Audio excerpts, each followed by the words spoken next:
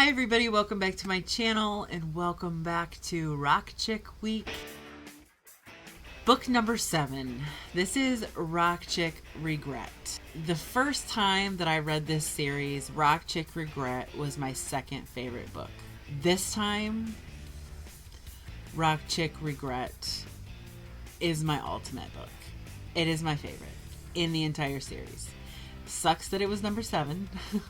And it took me a while to figure that out, but it completely and totally is my favorite for reasons I'll get into, of course. So Rock Chick Regret is the story of Sadie Townsend and Hector Chavez. Now, if you'll recall, if you're keeping up with Rock Chick Week, Hector Chavez and Eddie Chavez, they have similar names because they're brothers. Eddie Chavez is the cop in the second Rock Chick book that hooks up with Jet McAllister, and Hector is his badass former DEA agent brother turned Lee Nightingale employee.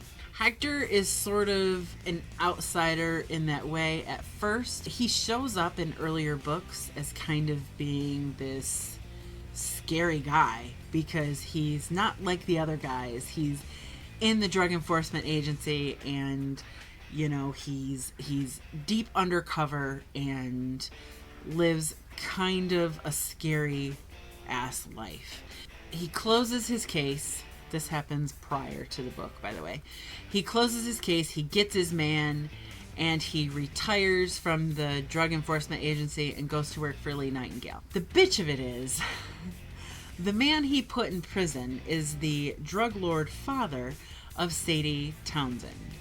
And him and Sadie kind of had this electrifying attraction the entire time he was undercover. Sadie was sort of helping him. She didn't think that he knew that it was her that was feeding him information, but he totally did because he's an alpha male badass, and everybody knows you can't get one over on an alpha male badass. They sort of had this thing, but there's a problem. Sadie Townsend has been raised by a drug dealer. Her mother disappeared and took off and disappeared when she was 11. And so from 11 to well into her 20s, she's been under the thumb of her drug lord father, who has not shown her affection, who has not taught her the ways of the actual world, but only the ways of the underworld. Part of Sadie's defense mechanism is to shut down and freeze people out. She's known as the Ice Princess. She's cold and aloof, and because of that, you know, she has no friends. And now her father is in prison. She's sort of alone. She's very much alone. And the book opens with her approaching Lee Nightingale to ask him for help.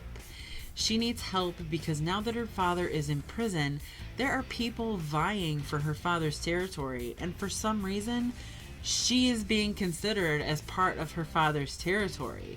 So there's 4 brothers that she describes as being crazy and insane, the Balducci brothers, who are gunning for the Townsend legacy and who are hell-bent on getting to Sadie. And they're working individually. They're also working against each other. So she's basically in danger from 4 individuals. And she approaches Lee Nightingale for help. And Lee Nightingale refuses her. He does it out of loyalty for Hector because he knows, you know, the situation wasn't great for Hector, that she is the daughter of the man that he put in prison. So Lee acts out of loyalty there. He also, you know, acts out of loyalties to some of the Rock Chicks because they don't have a very high opinion of Sadie. They all think that she's uppity, snobbish, that she looks down on everyone else, when really the way that Sadie feels about herself is basically she's the scum of the earth because her father did horrible things and she had no choice but to pretend to be a loyal and doting daughter, and has sacrificed her own life in order to play that game. So the very day that Lee Nightingale refuses protection, she is brutally attacked by one of these Balducci brothers. And that is when Hector steps in and, you know, basically in his alpha male badass way says, I don't care how much of an ice princess you are, I'm going to melt you. I don't know. He doesn't say that. Kristen Ashley's way better writer than that. This book is laced with so much sadness. It's insane. These Rock Chick books, I'm not gonna lie to you, like, I love them. I loved them before, and they all spoke to me, and this is my favorite series for a reason. It's important to me. But a lot of these books made me cry this time around.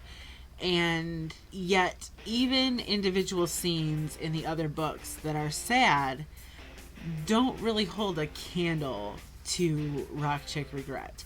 It is so lonely, and like, you can't help but sort of feel for Sadie. And, you know, she's been through a lot, and then she goes through more, and then she goes through even more, and it's horrible to witness, but you can't help love reading about it, and you can't help love and appreciate Hector for being the positive force in Sadie's life, for being the good thing that finally happens to her. Like, this is a great story in that regard alone.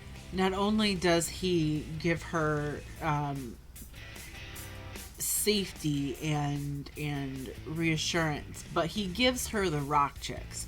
This isn't just a story about a woman who, you know, finally finds love.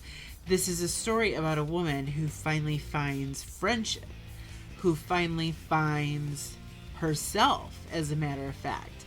And it's incredibly touching. And apparently I can't even talk about the book without crying. I've mentioned in passing about Kristen Ashley books, about the heroines' relationships with each other, about the female friendships that exist in these books.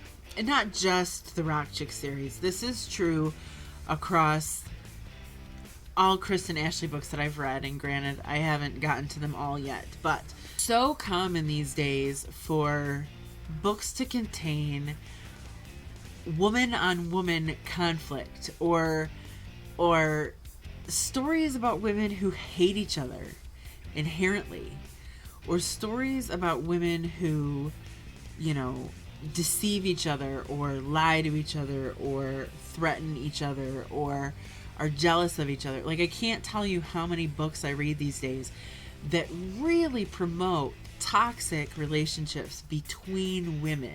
And Kristen Ashley is the absolute antithesis of that. These books are great for championing female friendship and camaraderie. In this book, it's the most obvious, because this is literally a character who doesn't have anybody, and who the Rock Chicks initially hate. Some of the Rock Chicks in this book even experience a bit of contrition over being catty. They recognize and address the traits in themselves that I'm talking about are so present in other books these days. They realize how catty they are. They realize how rude they've been and how mean they've been. And they berate themselves for it, and they work to be better. They work to be a better friend. I think it's important. I'm done talking about this now, because I apparently need to go cry some more. Again, that's Rock Chick Regret, my favorite book in Kristen Ashley's Rock Chick series. And I will be back tomorrow with the final book.